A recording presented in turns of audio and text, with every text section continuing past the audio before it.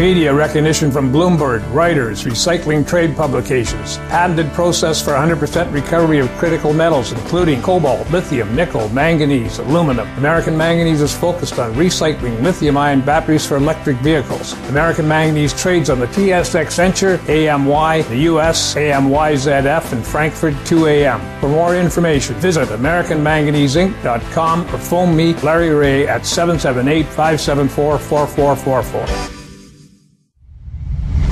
You're listening to HowStreet.com radio, available online at TalkDigitalNetwork.com.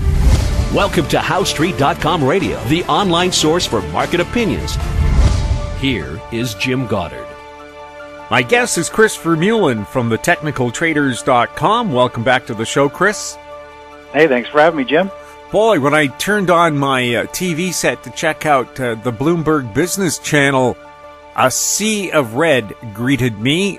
Is there anything out there that isn't plunging like a rock that's fallen out of an airplane?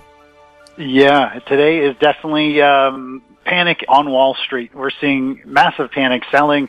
There really aren't too many safe havens. I talked about this the other day, actually, that the only spots that I like, if you had to pick something, which I prefer cash at this point, would be natural gas and the U.S. dollar. And really, those are pretty much the only ones green today at this time that you and I are talking, which is pretty interesting because when there's fear in the market, people start to liquidate almost every asset they own, and they typically move to cash. And foreign investment will move to cash, and they'll move to the currency that they believe in the most, and that is the U.S. dollar. So I don't know what it is with natural gas, but when we have panic selling, massive panic like we have today, natural gas tends to do well. It's interesting, but that's kind of the way the market moves. And what we're seeing today is actually a level we haven't seen in a long time, actually since almost 2020, it seems. I'm watching panic selling on the New York Stock Exchange, the volume of orders going through, and we just peaked out at 31, which is telling me that there's 31 shares being sold on the bid, meaning somebody's just hitting the sell button. They don't care what price they get to every one person buying on the ask. And typically a ratio over 3 is panic selling, and we're at 31 today. So this is a pretty extreme level. Everyone is just calling their brokers and just opening their trading accounts and closing out all their shares. So that's usually a short-term sign that this market's getting a little oversold. But, this market has been very choppy, and we're seeing these 4 or 5% back and forth intraday moves day after day. It is not a time for short-term traders, investors to be trying to stick their neck out and make some money. This is day traders heaven right now. But anything longer term than day trading, you really should be sitting back and watching from the outside, because it's a great way to get hurt messing around with this. Mm-hmm. And even the day traders, Robinhood, famously known for putting the short squeezes on things like AMC and GameStop, they laid off 9% of their staff, which probably isn't a good sign either for the people who think that you're a master trader by just glancing at your cell phone and saying buy. For sure. That company, Robinhood, man, they were one of the first companies to really take off with everyone being stuck at home and being able to try to make money from the internet, which is trading. Robinhood and Zoom, those are like the two companies that stand out. Which companies did amazing when COVID hit? Those were the two share prices, the two stocks that really, took note. And what's interesting is I saw that they laid off 8-9% of their people. They're about to. It's funny that they're kind of one of the first to start with these massive layoffs. And I think it's an early warning sign. And, since the market's peaked out, like, anybody trading growth stocks, which is kind of the Robinhood group based on their top 100, it's not all of them, but based on the orders and the holdings of the top 100 positions for Robinhood trader accounts, those stocks all pretty much topped out in February of 2021. And we've been seeing them sell off and move lower ever since. And that is a really big red flag, because when I look at the money flow, I look at what the growth stocks are doing. There's a flight to safety. People have been moving out of the stock market for over a year already. And the stock indexes have held up okay, but really we're seeing the SP 500 is trading right back where it was in May of 2021. The stock market hasn't gone anywhere in a year. So, I think this is, a lot of people probably don't really realize that. And the upward momentum in this market has stalled out. And if it can't get traction here in the next few weeks, we could break into a bear market. And it'll be a whole new, it'll be a game changer for most people. Trading a falling market is nothing like trading a bull market. Very different characteristics, very different time frames that you need to trade. Different assets need to be traded. So we're coming into some really unique times. And I mean, this volatility here, we had the Fed come out, this week. They said they're going to raise 50 basis points. The market posted a 3.5% rally on the NASDAQ. And then here we are the following day, the NASDAQ is down 4.85%, giving back more than the gains. And it's just this back and forth action. This is potentially the start of a bear market, massive distribution selling, and nobody wants to hold anything here. Now, this is the time that people like Warren Buffett start to sharpen their pencils and get out their checkbooks, because they know it could be a trend, and they always like to buy when things are low. Like the saying says, buy low, sell high. And yet we always see the opposite. When the market's down at the bottom, people aren't buying anything because they fear it. And then when it gets near the top and you see a phenomena like today, they sell like crazy. Would they be smart just to hold on? Or do they have to meet margin calls? Because we do have a record amount of margin debt out there. Yeah, well, you've touched on a couple of really big core things. I believe that no one should hold on to stocks when they're in a downtrend. To me, that's one of the worst things you could do. When we go into a bear market, almost everything goes down. So why try to hold stuff? I mean, why watch your money just kind of vaporize and fall? I'd much rather move to cash, avoid catastrophe, the stress that comes with watching, quarterly statement after statement depreciate. And it could take, if this is anything like the 2000 or the 2007 market top, it could take literally 4 to 18 years to get back to the highs we saw earlier this year or last year. I mean, if somebody is, 50 years or older, there's no way you should be holding on to this just because you think you need to be in equities because you want to hopefully make some upside move. If we go into a bear market, if things get ugly, this could take 4, 5, 10, 15 years to get back to these highs. We've seen it happen over and over in history with the stock indexes. You'd be much better to move to cash. So what if you miss 4 or 5% return? I'd much rather avoid a 40 or 60% correction and have to draw and use that money for retirement while it's devalued, because when it comes back up, you're never going to fully recover. So stepping aside in this market, to me, is one of the best things to do. And when we get a technical breakdown to a real bear market, which could be just a week or two away potentially, there's a lot of opportunity to make money from a falling market, but holding stocks is not what you want to do. So that's kind of my first point there. The second one is people always tend to buy high and sell low. We saw this yesterday. We saw the Fed come out. Everyone piled into growth stocks. We saw a very strong greed buying yesterday. On the New York Stock Exchange, it was the opposite of what we saw today. Everybody was piling into stocks.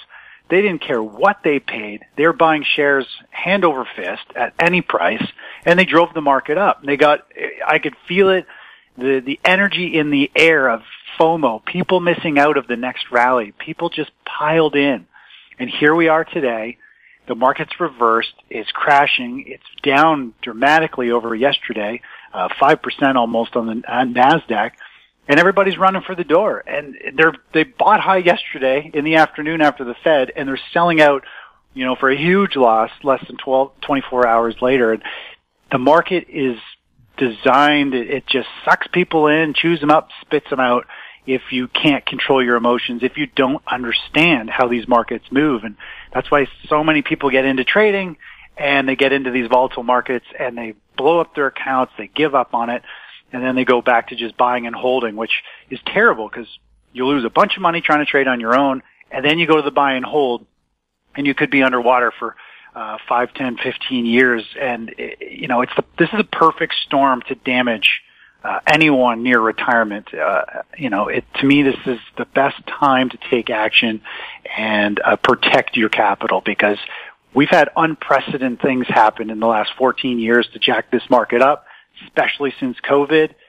If just some of that unwinds, this market could collapse way more than any of us could anticipate or expect. So it's way better to be defensive and live another day and keep the money you have versus trying to hope you make a bit more, but potentially lose 50% or more. That's the way I see this scenario that we're walking into, and I'm trying to get this across to a lot of investors. Everybody just says they're going to buy and hold. They're actually already preparing for a bear market, saying they're just going to buy and hold. And it blows my mind because it goes against every bone in my body to do that. But anyway, that's my rant.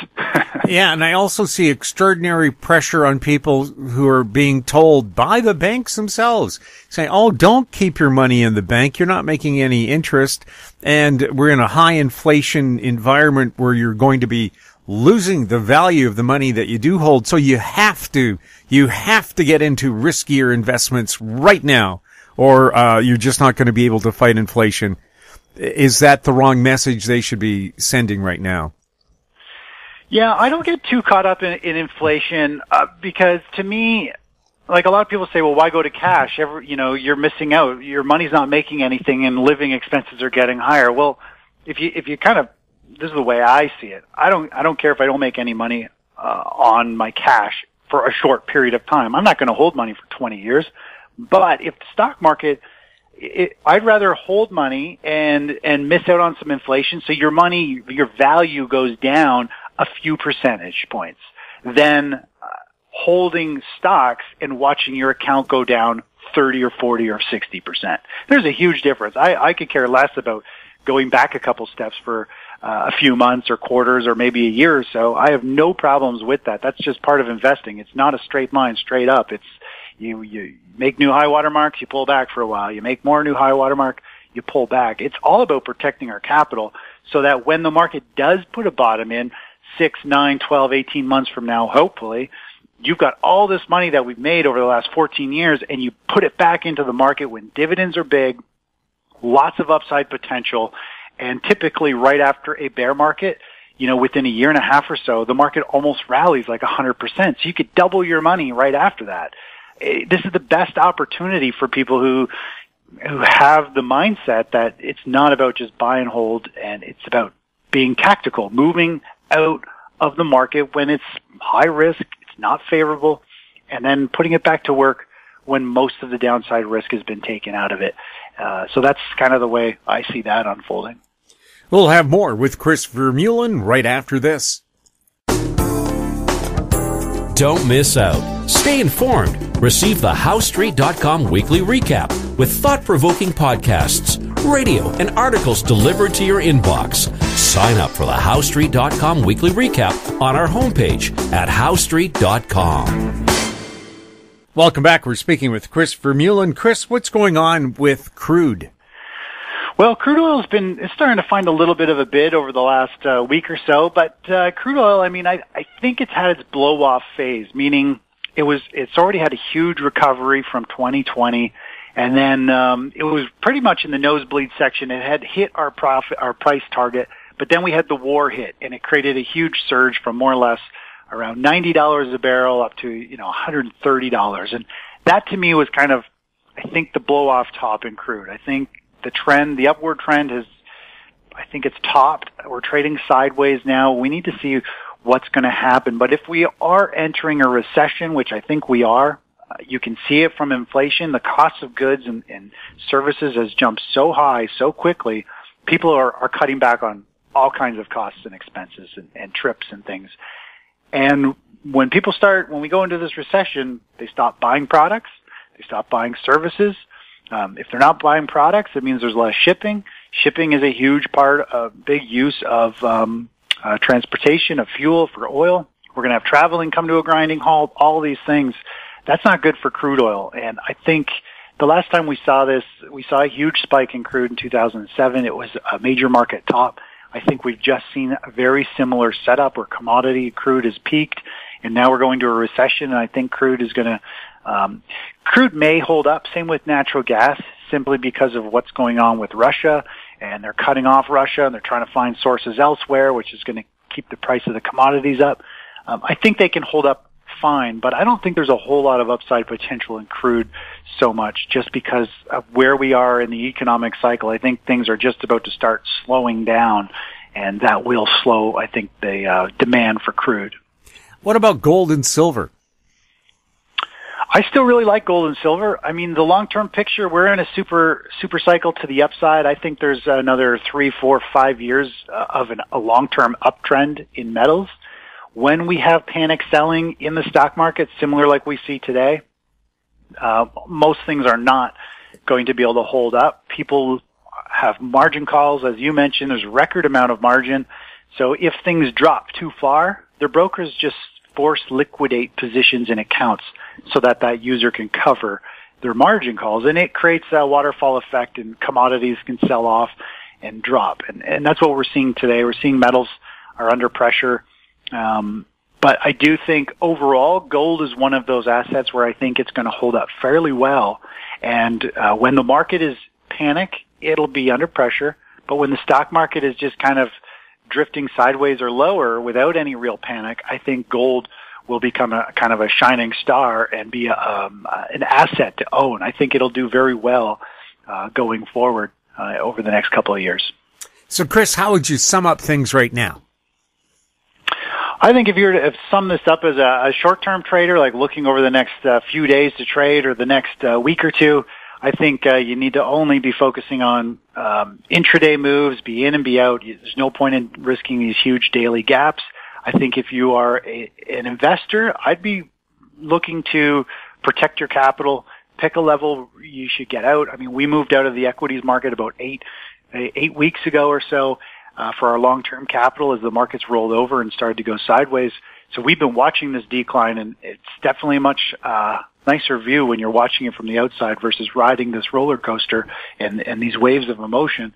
I think you've got to protect your capital. It's not about how much you can make right now. It's about how much can you save and protect going forward. And that's what we do with the technical traders. We provide this insight so you can step aside, let the markets correct, get back in when there's a new opportunity. And there's going to be a lot of opportunity in a bear market to make money on the way down and make a lot more on the next bull market when it does put in a bottom. So there's some great action to be had, but if you don't know what you're doing, this is a very dangerous time to try and get fancy and trade this market. Chris, thank you so much for chatting with us. Thanks for having me, Jim. Always a pleasure. My guest has been Chris Vermeulen from thetechnicaltraders.com. If you have any questions for Chris or any of our other guests, you can send them to info@howestreet.com. Find us on Twitter @HowStreet. Our YouTube channel is Talk Digital Network. We're also on Facebook. I'm Jim Goddard. Thank you for listening. Comments made on HowStreet.com radio are an expression of opinion only and should not be construed in any matter whatsoever as recommendations to buy or sell any financial instrument at any time. Available online at TalkDigitalNetwork.com. HowStreet.com radio is a production of HowStreet Media Incorporated.